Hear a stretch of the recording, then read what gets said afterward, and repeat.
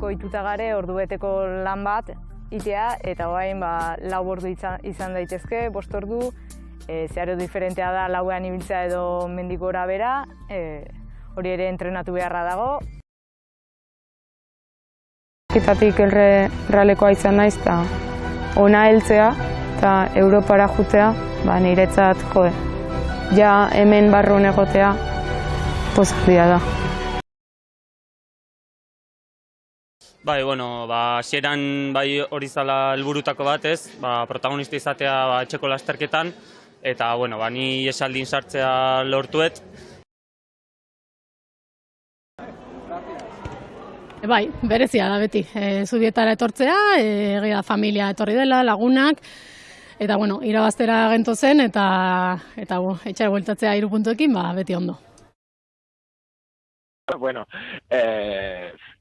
Azken beti final batean oso motibaitatea hartzen da mundu guztia, eta gauzako oso ondotea zerkit gaur, baina, nahikoa izan gaitzena lortzeko.